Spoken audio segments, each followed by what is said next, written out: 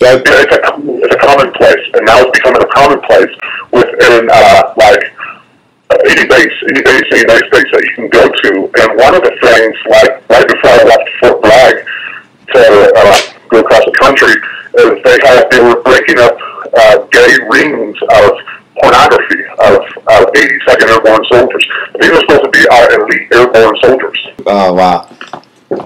Yeah, it wasn't just that they were the fact that they were gay, but because they could go side by side, fight for the country, do whatever, and keep it under wraps. They had a whole arena, and it's a whole through the network of computers. It's a whole system of groups, and we're talking like kind of like when you knock down your wall and you find out that you have 12 million termites in your wall. That's what it's like. It's an epidemic. It's a cancer. Basically, because if you look at it in the way of history, like when the Romans became full blown, their armies became mandatory basically to be homosexuals, because if not, they didn't trust them. Well, it's the same way basically in armies. If you're the other guy, you're not trusted. I'm sorry, but I'm just saying that's all what you're saying right now is very interesting. The Bible tells us in the book of Luke 17, it says, "As in the days of Noah, so shall it be also when the Son of Man cometh." And it goes on to say, "For they were eating and drinking, and they were marrying and were given in marriage." And then it goes on to say, "So also, likewise, as it was in the days of Lot." And Lot was an inhabitant of the city of Sodom and Gomorrah, and Sodom and Gomorrah is noted for its licentiousness, the practice of homosexuality. And the Bible notes that in these last days, just prior to the second coming of Christ, just prior to the formation of a new world order, not even just prior to the formation of a new world order, but at that time period when the nations of the world will come together, we would see an insurgence of homosexuality becoming something that, is the norm. And you're throwing a piece of the puzzle into the pie that many people have not even discussed. But when you look at the trends on a social level, you can see clearly that there is a push for the traditional view of manhood to be eradicated, and this institution of a feminine male, it's being accepted. They have all these new titles like metrosexual, a guy that, men that like to take care of themselves like women. You look in the entertainment industry and guys are wearing all these skin tight jeans and all these things. And all of this stuff is just pushing in that direction to arouse these base, unnatural desires in men to practice something that God never designed us to practice. Right. And there's another thing that you absolutely do not know. And I found this information out by some people who were in psychological operations. One of the things is, if they find out you're in a gang in the military, obviously they kick you out because they still go by that. But, however, they're not being kicked out. Right.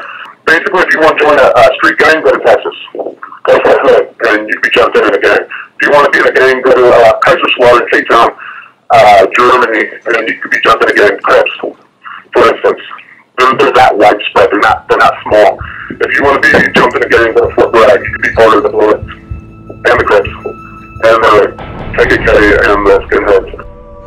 It's a nightmare scenario. Gang members more violent and even tougher to take down because of the training we give them.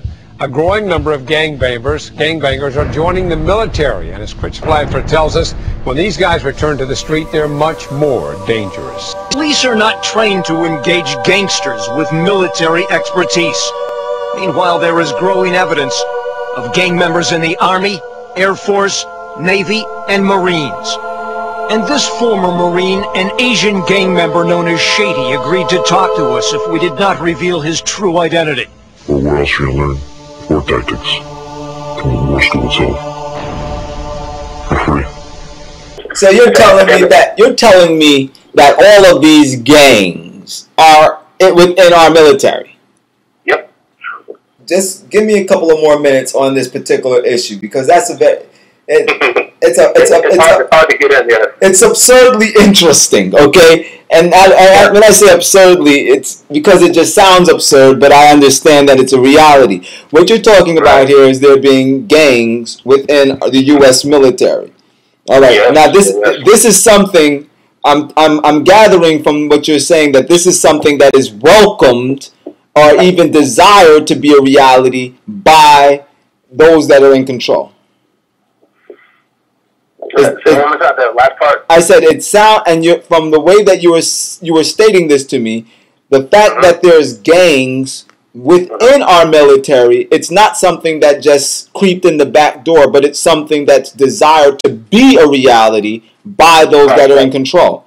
Exactly, and it all started with Clinton, with this policy of people who had felony backgrounds. Okay. Can now get into the military. And the ones who had the felony backgrounds, of course, most of them were gang members.